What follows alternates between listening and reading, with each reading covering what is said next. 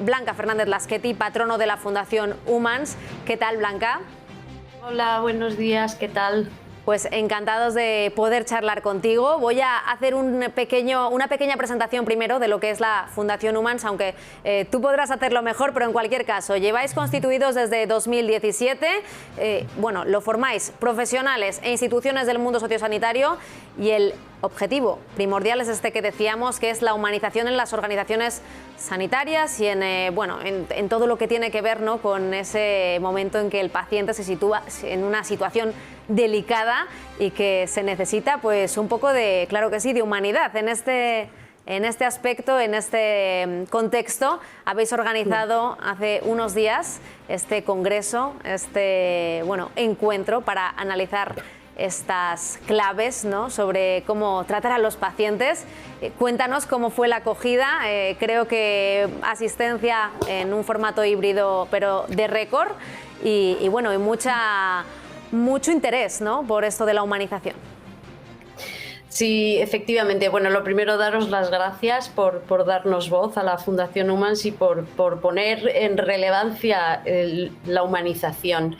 Porque todavía hay mucha gente que se pregunta, cómo los profesionales de la salud o cómo en el entorno de la salud se va a hablar de humanización, si es algo intrínseco a las profesiones y a lo que es toda la atención a la salud, pero es cierto que al final somos personas con personas, pero muchas veces faltan esos valores que tiñen de humanidad el acto de cuidar, el acto de curar, el acto de estar con los pacientes. Entonces, sí que hace falta seguir hablando de la humanización y sí que hace falta, por ejemplo, instituciones como la Fundación Humans, que, como has dicho, se dedica a promover, a facilitar lo que es la humanización en todos los entornos de la atención a la salud.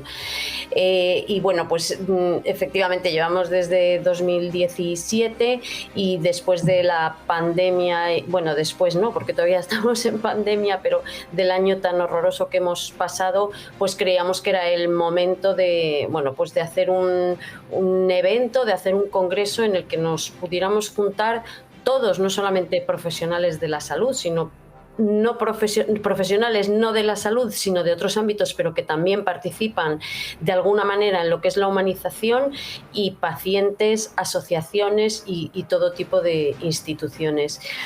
Y la verdad es que lo empezamos a preparar en un entorno de mucha incertidumbre, porque no sabíamos qué iba a pasar, pero creíamos que era el momento, y efectivamente lo hemos hecho en formato híbrido. Hemos estado 200 personas en presencial aquí en Madrid, en un hotel que estaba garantizando absolutamente todas las medidas para el COVID, y luego hemos tenido más de 300 personas en online que tenían acceso exactamente a lo mismo que las personas que estábamos en presencial. Así que hemos estado más de 500 personas 3 días en torno a la humanización, y te puedo asegurar que ha sido absolutamente fantástico.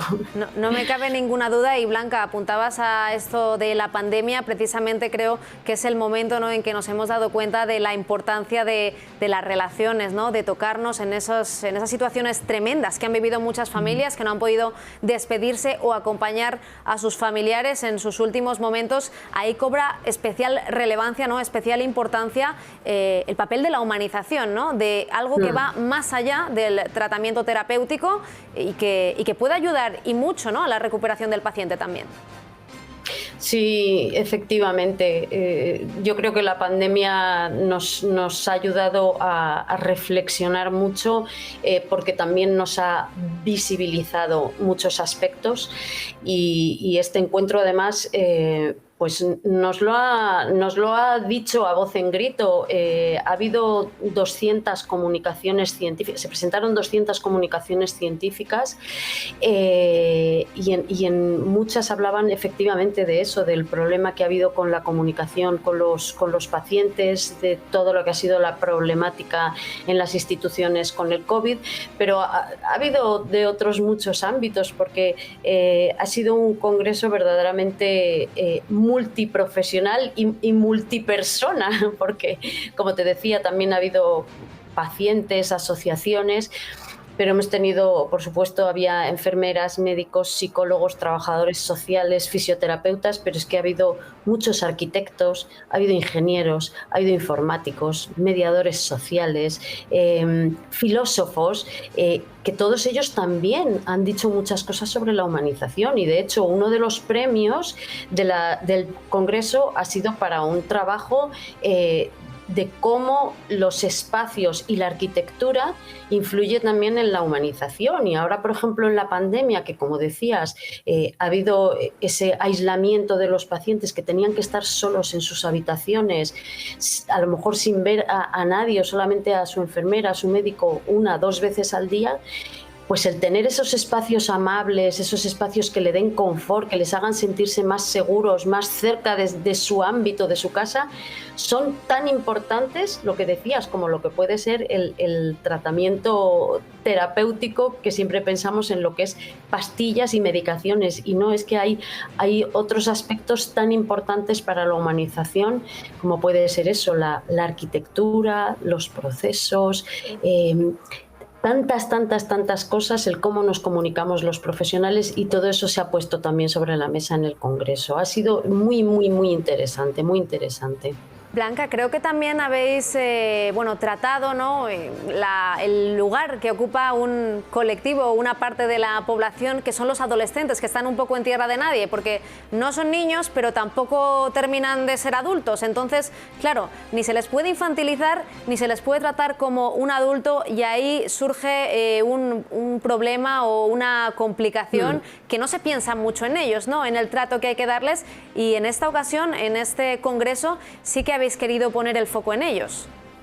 Sí, efectivamente, los adolescentes es una etapa ya compleja de por sí, solamente por lo que es la propia naturaleza ya es un poco complicada. Fíjate cuanto más cuando están enfermos y cuando pasan de un día para otro de estar en una unidad de pediatría con niños pequeñitos a pasar a una unidad de adultos donde ya pasan a ser personas mayores, y se ha visto que ahí hay un tránsito en el que ellos lo pasan muy mal porque no se sienten ni con una rama de edad ni con la otra.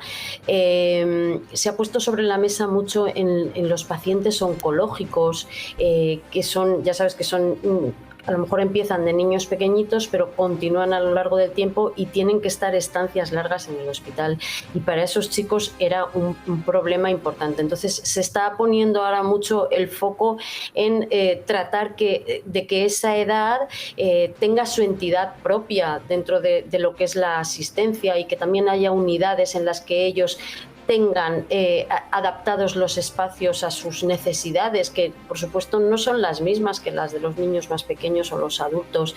Y la Fundación A3 Media está también muy sensibilizada. Ellos tienen un factor de humanización que miden en diferentes instituciones, y en ese factor de humanización les salía como aspecto de mejora, pues eso, esa etapa de tránsito entre lo que es la infancia y lo que es la edad adulta de los chicos en edad adolescente.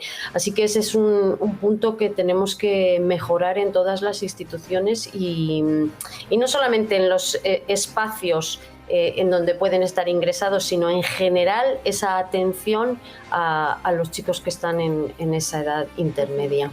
Bueno, pues lo importante es detectarlo, ¿no?, para poder avanzar en este aspecto y que puedan tener la atención, bueno, pues que requieren y que merecen, por supuesto. Blanca, también contasteis en este congreso con la participación de Música en Vena, ¿no?, esos músicos, ¿no?, que de forma altruista van a los hospitales para, bueno, hacer sentir un poco mejor a esos pacientes. ¿Cómo ayuda la música? Ha sido súper bonito lo de tener a Música en Vena. Lo teníamos muy claro desde que empezamos a preparar el congreso. Sí que sabíamos que queríamos tener, como dice el lema, queríamos tener mucha ciencia, pero también queríamos tener mucho corazón. Y y al final la música es ciencia y es corazón, porque la música nos llega al corazón, pero también hay estudios científicos y además hay muchos y cada vez hay más que demuestran que la música en los pacientes mejora, pero mejora parámetros clínicos como que a pacientes de UCI les mejora la frecuencia respiratoria, les mejora la frecuencia cardíaca, les ayuda a conectar cuando están inconscientes, les ayuda a reconectar con la conciencia. Hay muchos estudios y luego, por supuesto, pues les da satisfacción, les ayuda a estar más tranquilos. Hubo uno de los músicos que él además había pasado por un proceso importante de enfermedad y él lo decía, que cuando iban al hospital los músicos, a él le permitía volver a sentirse que no estaba enfermo y que volvía a ser una persona sana y en su vida normal, porque la música le llevaba a su experiencia vital de cuando no estaba enfermo. Y la verdad es que ha sido muy, muy, muy bonito. Hemos tenido 3 intervenciones de música en vena porque nos parece también que es un aspecto muy importante. Es cierto que se está llevando ya a muchas instituciones. En el Zendal, por ejemplo, yo creo que tienen prácticamente todos los días música y ahí les preparan un espacio grande a todos los pacientes con todas las medidas de seguridad, pero para que puedan estar escuchando y transportarles y evocarles a esa vida de, bueno, pues de salud, de familia y todo eso a lo que te transporta la música. Y efectivamente tiene beneficios para la salud, pero absolutamente demostrados. Hay muchos estudios que ya lo han demostrado. Oye, pues qué gusto, ¿no? El poder disfrutar de la música cuando estás pasando por un periodo así más complicado, sobre todo cuando atañe a la salud. Ya por ir terminando, Blanca, ¿veis, notáis que existe entre el personal sanitario después de esta pandemia, ¿no?, por la que hemos pasado y como apuntábamos antes, esa incapacidad de tocar, de estar con el paciente, de tener un apoyo o un contacto más cercano, más importante? ¿Notáis que el personal sanitario está cada vez más concienciado y que tienen ganas precisamente de humanizar más esos espacios, que han puesto mucho de su parte durante estos meses terribles y además han dejado de lado a sus familias en muchos casos, se han tenido que separar de ellas, así que un esfuerzo encomiable? ¿Siguen con con esa voluntad de hacer para los pacientes un lugar mejor los hospitales? ¿Están especialmente ahora comprometidos con esto? Sí, radicalmente sí. O sea, yo creo que la sensibilización de todos es máxima. Siempre ha sido habitualmente un colectivo muy sensibilizado, pero yo creo que ahora mucho más. Y de todos modos también quería comentar que la humanización es cierto que siempre la vemos del profesional hacia el paciente, pero la humanización es también de la institución hacia los profesionales, de los gestores hacia los profesionales, porque al final si los cuidadores no están cuidados, malamente van a poder cuidar. Entonces, en este congreso también se ha puesto sobre la mesa eso, la importancia de que se humanice también las instituciones y todo lo que es el entorno de los profesionales, porque también lo necesitan. Entonces, la humanización tenemos que entenderla hacia los pacientes, pero por supuesto también hacia los profesionales, hacia las instituciones, hacia los gestores. Y de hecho ha habido otro de los premios que se han dado en el Congreso, que ha sido de una estrategia de humanización que ha hecho una institución con sus profesionales, para mejorar su atención psicológica, para que ellos estuvieran más tranquilos, para que pudieran canalizar y gestionar todas esas emociones tan importantes que han tenido durante la pandemia.